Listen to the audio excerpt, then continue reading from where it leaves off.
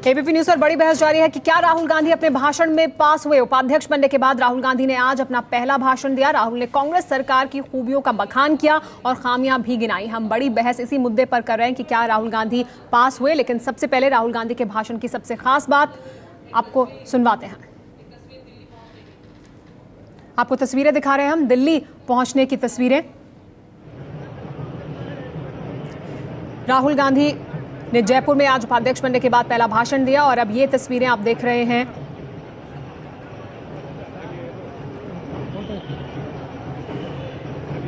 राहुल गांधी के दिल्ली पहुंचने की तस्वीरें।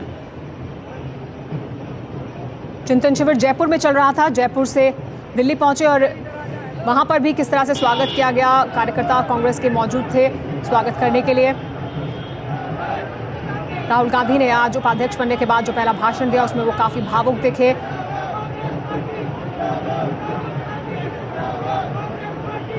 और सभी कार्यकर्ताओं को साथ में लेकर चलने की बात कही राहुल गांधी ने। और ये देखिए तस्वीरें दिखाई दे रहे हैं राहुल गांधी दिल्ली आने पर किस तरह से स्वागत हुआ राहुल गांधी का, वो आप इन तस्वीरों में देख सकते हैं। नारेबाजी के साथ कांग्रेस के कार्यकर्ता मौजूद थे राहुल गांधी का स्वागत करने के लिए दिल्ली पहुंचने पर।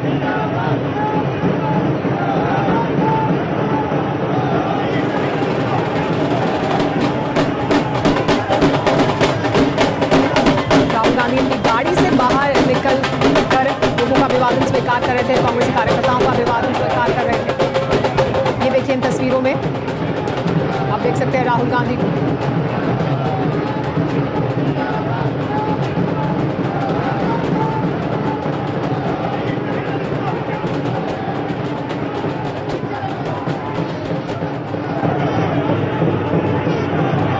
तोहफे लेकर भी पहुंचे हैं कांग्रेसी कार्यकर्ता।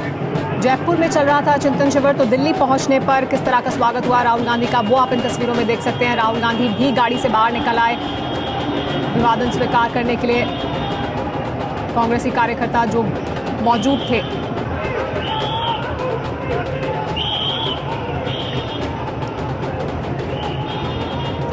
राहुल गांधी को कल ही उपाध्यक्ष बनाया गया है। कांग्रेस पार्टी में उपाध्यक्ष बनने के बाद जयपुर से दिल्ली पहुंचे हैं आज, तो दिल्ली में उपाध्यक्ष बनने के बाद पहली बार अब आए हैं राहुल गांधी और राहुल गांधी का ये स्वागत दिल्ली में।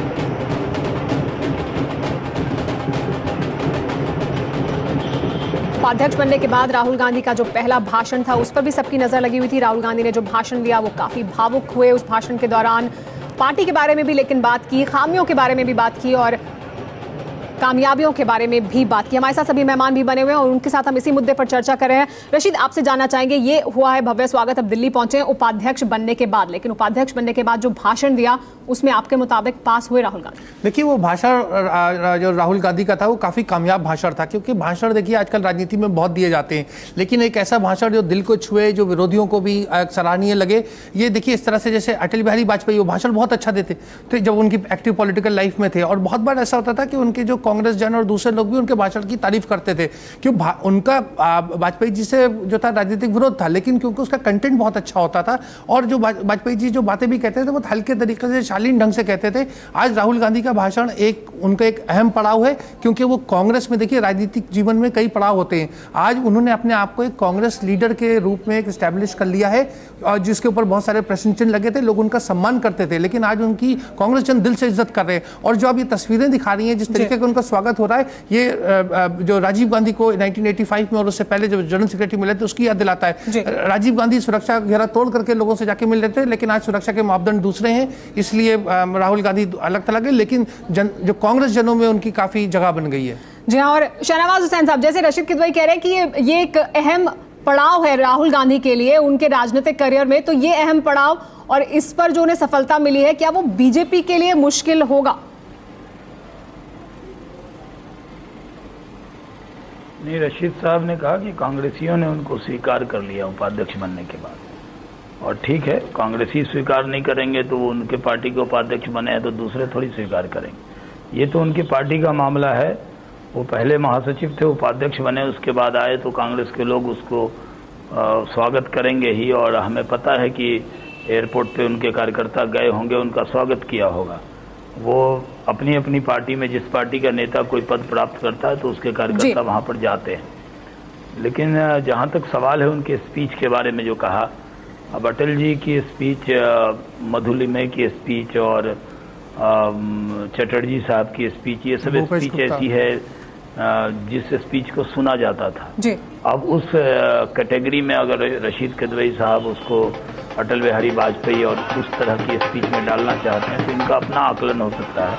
अच्छा, आपकी तारीफ के उसमें कह रहा था। अटल बिहारी वाजपेयी की स्पीच में तो हमारे रोंगटे खड़े हो जाते थे और किसी भी लोगों के हो जाते थे। तो ये सही है कि कांग्रेस में बहुत सारे अच्छे वक्ता आज भी मौजूद हैं और उसमें बहुत से लोगों की स्पीच बहुत अच्छी होती है पार्लियामेंट में जी। अभी राहुल जी को आज की स्पीच के बारे में जो मैंने कहा कि वो इमोशनल पार्ट जो था वो एक पारिवारिक और इमोशनल पार्ट था, वो था। दूसरा, उन्होंने कांग्रेस की कमियां गिनाई हैं कि कांग्रेस टिकट बंटवारे में कितना गड़बड़ करती है, तो अपनी पार्टी के बारे में बोला तो बहुत अच्छी बात है जी। तो वो अगर कमियां को जान गए और उनके लीडर होने के नाते कि कांग्रेस में किस तरह से नेता टिकट का गड़बड़ करते हैं, और अगर राहुल जी को ये पता लग गया है तो कांग्रेस के हित में होगा जी। तो मैं मानता हूँ कि जो आज उन्होंने बात कही है वो कांग्रेस के नेता के तौर पे कही है। उसमें कोई देश में महंगाई, भ्रष्टाचार या जो दिल्ली का गैंगरेप हुआ कांग्रेस के नेता के तौर पर है, बिगड़ रही है, इस पर कुछ भी इशारा नहीं किया, कुछ एड्रेस नहीं किया है जी। कांग्रेस के उपाध्यक्ष का अपने कार्यकर्ताओं को संबोधन है,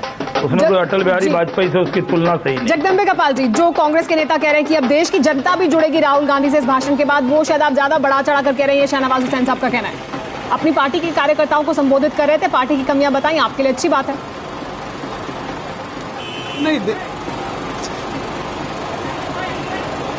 नहीं, जैसे शहनवाज साहब कह रहे हैं कि जब ये अटल बिहारी वाजपेयी जी का भाषण सुनते थे तो इनके रोंगटे खड़े हो जाते थे, तो आज आप अपने दिल्ली जयपुर के रिपोर्टर से पूछिए कि आज जब राहुल बोल रहे थे तो यहाँ लोग रो रहे थे, लोगों के आंखों में आंसू था।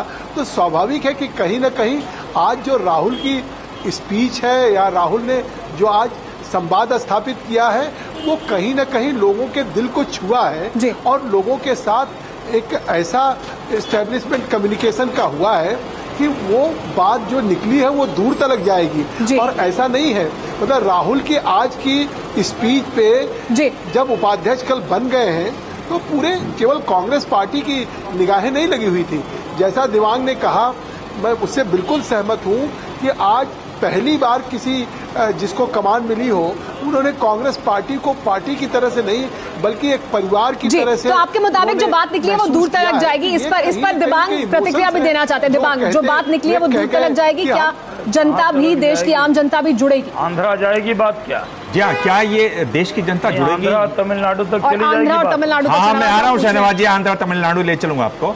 पर मैं ये कह रहा हूँ कि जिस तरह से उन्होंने अपनी बात दूर चली जाएगी, जिस तरह से उन्होंने अपनी बात रेड्डी तक चली जाएगी वो बात। जी हाँ, जिस तरह से उन्होंने अपनी बात रखी है उसमें देखिए होता क्या है कि हम नेताओं को अक्सर एक पेडेस्टल पे रखे हैं और जितने बड़े नेता होते हैं उतना बड़ा उनके लिए हम एक पेडेस्टल बना देते हैं। वहां नेता खड़े होते हैं और नेता कभी ये कोशिश नहीं करते कि उस पेडेस्टल से यानी उस स्थान से नीचे उतरने की कोशिश करें। वो ऊपर ही देखते हैं, ऊपर ही देखते जाते हैं और लोग उनको देखते हैं। राहुल गांधी ने कोशिश की कि वो उस पेडेस्टल से नीचे उतर कर आए और लोगों से इस तरह से संवाद किया। जैसे अब कितने दिनों से मैं जानता हूं शहनवाज जी को, पर कभी हमारी इस बात पर चर्चा नहीं हुई कि मेरे पिताजी पहली बार कब रोए या मैंने पिताजी को रोते हुए कब देखा। इस तरह की बातें करना बहुत अंतरंग बना देता है उस माहौल को, और उससे वो जो परिवार का भाव जो जोड़ना चाहते हैं उससे उन्होंने जोड़ने की कोशिश की और जो रंग लाया है। और रंग आप देख सकते हैं कि शहनवाज हुसैन जो कि बहुत विरोध में हैं और बहुत ही अच्छे प्रवक्ता हैं, वो भी समझ रहे हैं इस बात को कि हाँ ये स्पीच अच्छी रही और बता रहे हैं कि क्यों उनको ये स्पीच, क्या उसमें क्या हिस्सा उनको अच्छा लगा। मुझे लगता है कि जो हम जब ये बात कर रहे थे जो पॉलिटिकल स्पीच थी दूर तक जाएगी, उसमें मुझे लगता है कि जब वो कह रहे हैं कि हमारा युवा आज इसलिए नाराज है पॉलिटिकल सिस्टम से क्योंकि वो किनारे खड़ा रहता है सड़क के और बत्तियां, लाल बत्ती से लगी गाड़ियां लगातार पास होती जाती है, उसकी उसमें एंट्री नहीं है। राहुल गांधी ने ये कहा है कि वो उसमें एंट्री दिलवाएंगे। मेरे ख्याल से ये फिर से उनकी पिताजी की स्पीच को उन्होंने याद किया 1985 की, जिसमें उन्होंने कहा कि 1 रुपए में कुल 15 पैसे पहुंचते हैं। जब वो आधार कार्ड की बात की, 99 पैसे का उन्होंने इंतजाम तो कर लिया, लेकिन वो जो युवा खड़ा हुआ है सड़क पर क्या आप उसके लिए रास्ता खोल पाएंगे? मुझे लगता है जो उनके पिताजी ने कहा था, जो नहीं कर पाए इतनी अच्छी स्पीच के बाद, इन्होंने चुनौती कहीं ज्यादा ले ली है उससे, और क्या इसको पूरा कर पाएंगे? मुझे लगता है ये वक्त बताएगा। फिलहाल कहना बहुत जल्दी होगा। बहुत ज्यादा उन्होंने वादा कर दिया इस स्पीच में। लेकिन वादा किया है राहुल गांधी ने, और कई अहम वादे उन्होंने किए हैं, कई अहम बातें उन्होंने इस भाषण के दौरान की हैं। उस पर चर्चा को जारी रखेंगे। फिलहाल रुकना, कुछ देख लें।